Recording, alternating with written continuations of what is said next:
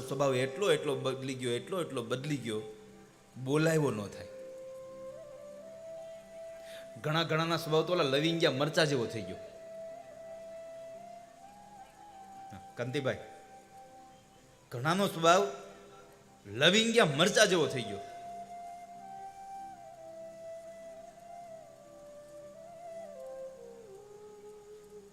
આમ રસ્તામાં હામો મળ્યો હોય અને પૂછીએ ને આપણે, ક્યાંથી આવો છો? મોઢું બગાડીને કે ચૂલામાંથી. અરે તારી ભલી થાય. આપણે ગામના ચોરે આમ બરાબર આમ બધા બેઠા નીકળ્યા ને એમ કીધું ને, કેમ છો? બેઠા ને. એમાંથી એકાદો તો બોલે, તું કે તો ઊભા થઈ જાય. અરે દેતવા, તારે ઊભું નથી થવું?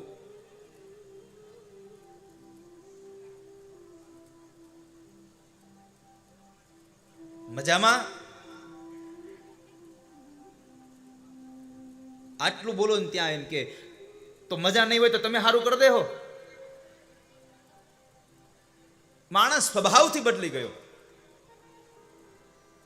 મહાત્માજી હામા મળે ને કીધું એમ, બાપુ સીતારામ, અરે તુમ સંસાર इसमें ક્યાં જાનો. હવે આપણા હાટું બાવો થયો હોય. અમે કીધું ભાઈ ઘર મૂકવાનું, શું કામ એને આવો સ્વભાવ રાખવો છે? ભગવાન પૂજાયા છે માત્ર ને માત્ર એના સ્વભાવથી. તાપત્રય વિનાશાય. ભગવાન પોતાના સ્વભાવથી પૂજાયા છે. અને ભગવાનનો સ્વભાવ જો હોય તો ભાગવતના તૃતીય સ્કંદમાં જવું પડે. અહો બકીયમ સ્તન કાલકૂટમ જીઘામ સયા પાય યદપ્ય સાધ્વી. ભગવાનનો સ્વભાવ કેવો છે? તો કહે છે કે દૂધ પીવડાવે એને મોક્ષ આપે અને ઝેર પીવડાવે એને મોક્ષ આપે. આવો સ્વભાવ મારા ઠાકોરજીનો છે. એટલા માટે પગે લાગીએ છીએ આપણે એને, એટલા માટે પ્રણામ કરીએ છીએ. શ્રી કૃષ્ણાય વયમ નુમઃ. એમને પ્રણામ નથી કર્યા વાલા.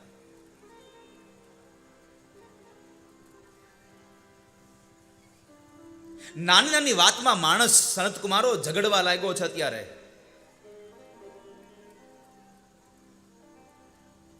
સમાજના લોકો આળસુ થયા છે, ક્રોધી બન્યા છે, કપટી બન્યા છે, લોભી બન્યા છે. ઘરે ઘરમાં કંકાસ ચાલે છે. પતિ પત્ની વચ્ચે ઝઘડાઓ ચાલે. ઘરોમાં સ્ત્રીના રાજ આવ્યા છે. આવું હું નથી કહેતો. વ્યાસજીએ લખ્યું છે હજારો વર્ષ પહેલા, તરુણી પ્રભુતા ગેહે શાલકો બુદ્ધિદાયક. તરુણી પ્રભુતા ગેહે.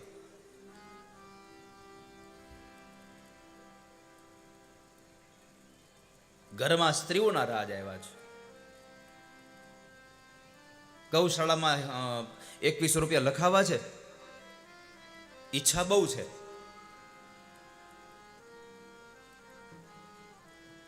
પણ આજ નહીં કાલ લખાવી. કેમ? ઘરે જઈને સાંજે છોકરાને પૂછી લઉં ને. છોકરાનું નહોતું પૂછવાનું, હાઈકોર્ટમાં પૂછવાનું હતું.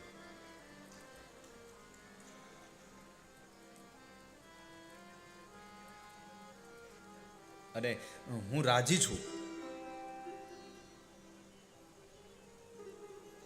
પરિવારના બધા લોકો ભેગા મળીને નિર્ણય કરીએ. આપણી વાત પરિવારને ખબર હોય, વાત સાચી છે.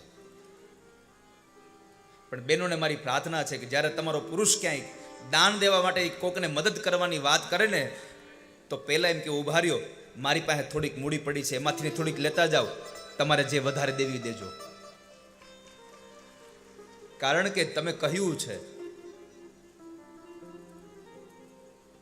પતિદેવ ધર્મ કરો, હું તમારા પગલે પગલે ચાલી આવું છું. જ્યારે 4 ફેરા ફેર્યા છો ને, ત્યારે સ્ત્રીએ કહ્યું છે, ધર્મમાં તમે આગળ ચાલો, હું તમારો સાથ આપીશ.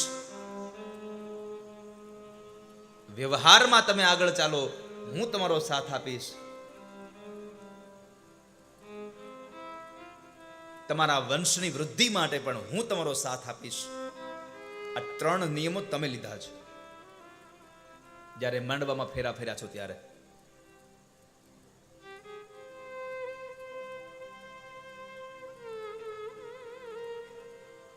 સંત કુમારો,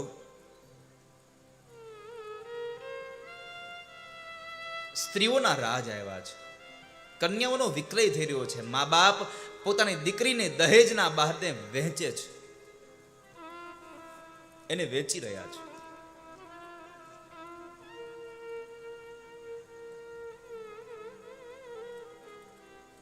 અરે નારદ, મૂળ વાત કરો ને, થયું છે શું? તો કહે છે, સાંભળો, હું એ જ સમયે બરાબર ચાલ્યો જતો હતો અને એમાં બરાબર હું વૃંદાવન ગયો, યમુનાના તટ ઉપર ગયો. મને ક્યાંય શાંતિ ન મળી, મને વૃંદાવનમાં શાંતિની અનુભૂતિ થઈ છે. અને ત્યાં મેં ભગવાનની એક લીલા જોઈ છે. યમુનમ તટમાપન્નો યત્ર લીલા હરેરભૂત.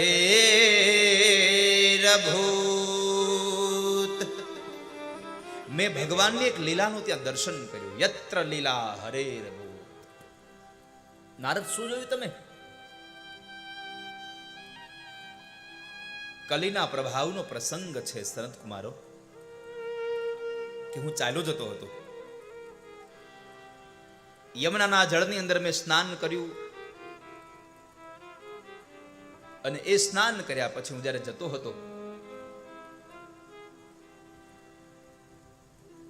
તો માર્ગની અંદર એક યુવાન સ્ત્રી બે વૃદ્ધ પુરુષોના મસ્તક રાખી ગોદમાં અને રડતી હતી. અને બરાબર હું એમની પાસેથી પસાર થયો, એમણે મને પ્રાર્થના કરી, ભો ભો સાધો ક્ષણમ તિષ્ઠ મત ચિંતામપિ નાશય. હે સાધુ, એક ક્ષણ માટે રોકાઈ જાઓ. આખી દુનિયાની ચિંતા દૂર કરો છો, મારી ચિંતા દૂર નહીં કરો. અહીં લખ્યું છે, મત ચિંતા અપિ નાશય. મારું પણ દુઃખ દૂર કરો. બધાનું દુઃખ દૂર કરનારા છો, આજે મારું પણ દુઃખ દૂર કરો તમે. અપિ નાશય.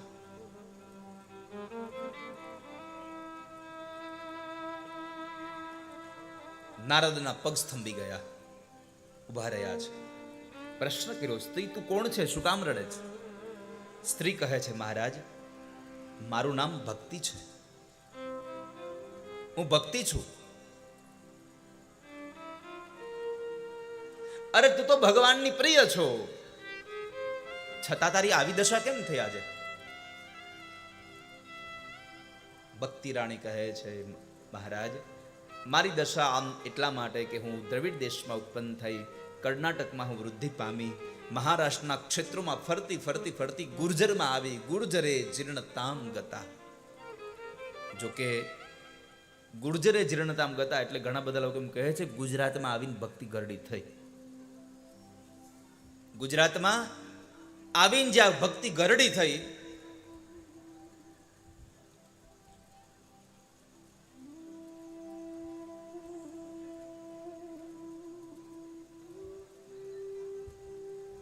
પણ જરાક ઊંડાણથી વિચાર કરશો ને તો ગુર્જરની અંદર ગુજરાતમાં ભક્તિ ગરડી થઈ એવું આમ અંદર બેહતું નથી બરાબર. જ્યાં સતાધારમાં હરિહરનો હાથ પડતો હોય, જ્યાં બગદાણામાં બજરંગદાસ બાપાને ત્યાં હરિહરનો હાથ પડતો હોય, અરે જે જુનાગઢમાં નરસિંહ મહેતાની કરતાલ વગડતી હોય, અરે એટલું નહીં મારા વાલા, આપણા નાના એવા અણિયારી ગામમાં પણ ગૌશાળાના લાભાર્થ એવી ભાગવતની કથાઓ વંચાતી હોય, એવા ગુજરાતમાં ભક્તિ ગરડી ન થાય, ત્યાં યુવાન થઈને થનગનતી હોય વાલા. ત્યાં ભક્તિ યુવાન થઈ જાય. ગુર્જર એટલે પંજાબનું એક ક્ષેત્ર છે, ત્યાં ભક્તિ ગરડી થઈ અને ત્યાંથી પછી આમ આગળ ગઈ એટલે યમુનાના કિનારે એમને સ્નાન કર્યું અને એ યુવાન થઈ. અરે પણ સ્ત્રી આ તારી ગોદમાં સૂતેલા બે આ વૃદ્ધ પુરુષો કોણ છે? ભક્તિ મહારાણી કહે છે, મહારાજ આ બે મારા દીકરા છે. નારદજીની આંખો ફાટી ગઈ. મા યુવાન અને દીકરા વૃદ્ધ, આવું બને કેમ? પણ આ જ કલીનો પ્રભાવ છે.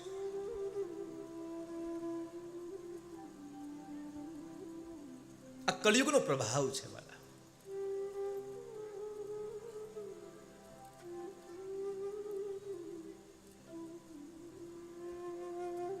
ભક્તિ મહારાણીએ પ્રાર્થના કરી છે, મારા બે દીકરા છે, જ્ઞાન અને વૈરાગ્ય. તમે આને જાગૃત કરો. અને જો તમે જાગૃત નહીં કરો તો મારી વાત યાદ રાખજો, ઇદમ સ્થાનમ પરિત્યજ્ય વિદેશમ ગમ્યતે મયા. હું આ સ્થાન છોડી અને અન્ય સ્થાનોમાં જતી રહીશ. અને ત્યારે નારદજીએ કહ્યું કે ભક્તિ, તું ક્યાંય ન જા. હું તારા બે દીકરાઓને જગાડવા માટેના પ્રયત્નો કરું છું, તું ક્યાંય ન જા. નારદજી એને જગાડવા માટે પ્રયત્નો કરી રહ્યા છે. વેદના મંત્રોનું ગાન કર્યું, ગીતાજીના શ્લોકો ગાયા. બે ઊભા થાય પણ આળસ માડી પાછા સૂઈ જાય.